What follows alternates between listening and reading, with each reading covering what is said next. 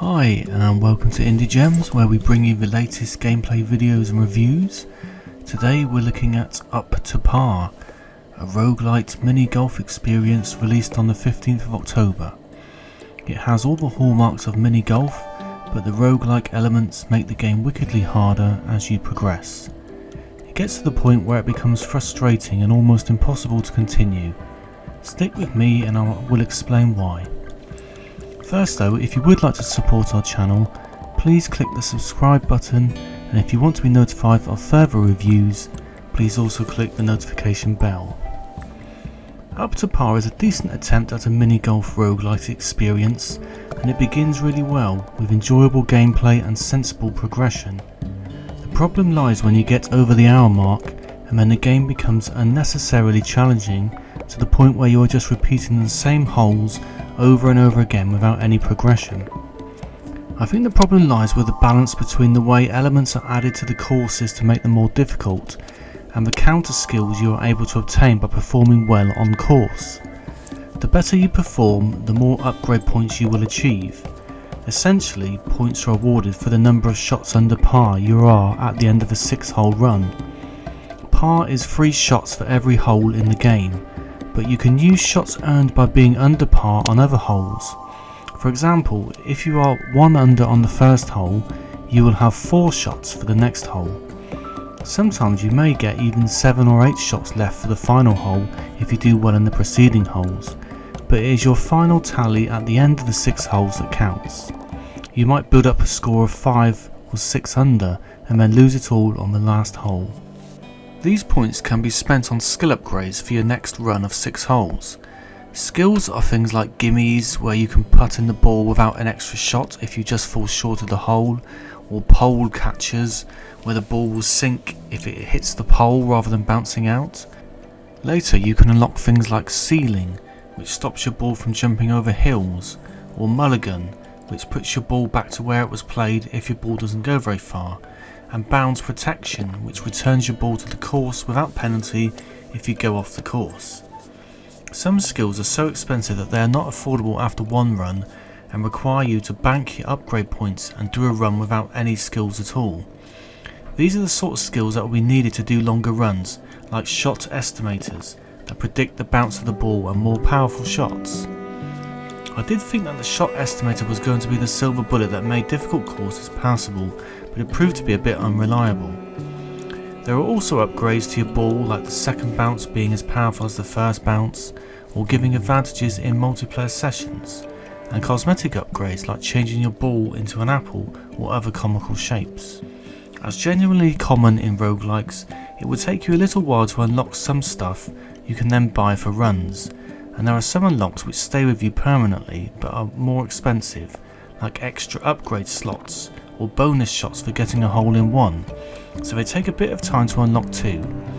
Once you've got to the point where most things are available, you will start doing better on holes, but the skills provided don't always help you on the courses, and they are too expensive, plus by then the courses have become a lot more difficult.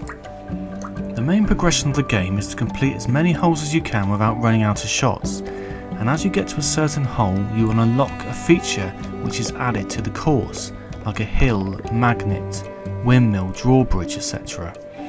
Or you can unlock new courses with different themes. At the beginning it is quite easy to get to hole 17 for example, and you will start to unlock many new features.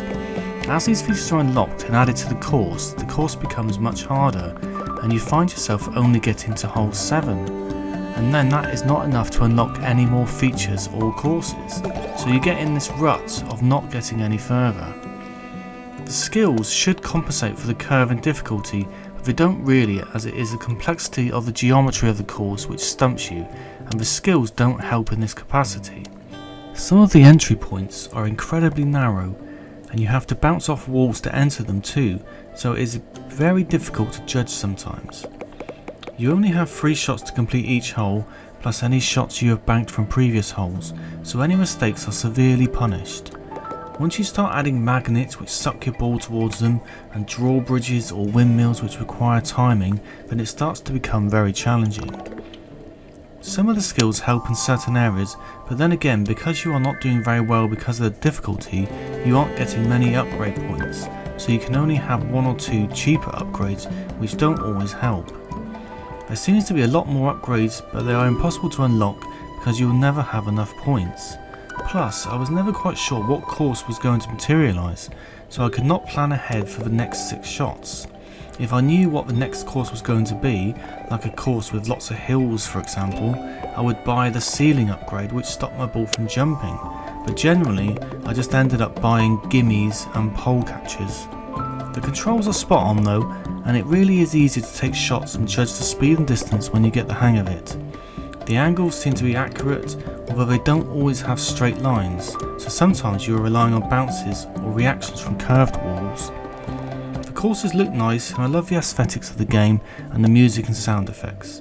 There is also a multiplayer option for a bit of fun, a co-op option with a bit of customization, and a weekly challenge with leaderboards. In conclusion, I would say that Up to Par is an enjoyable roguelite based around mini golf, with well presented courses and a good control system which allows for precision and skill. The problem lies with the progression system, because the courses become very challenging as you unlock new features, and the shape of the holes are difficult to navigate, and the skill points become harder to obtain to help with the difficulty.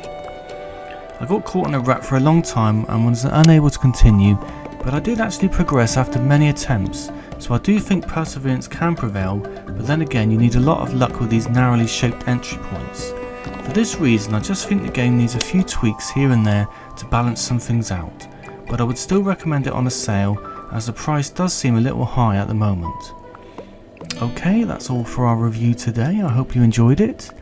I will leave the store link in the description so you can check out the game, and don't forget to subscribe to the channel for further reviews. Let me know in the comments what you think of the game. Okay, thanks and see you soon.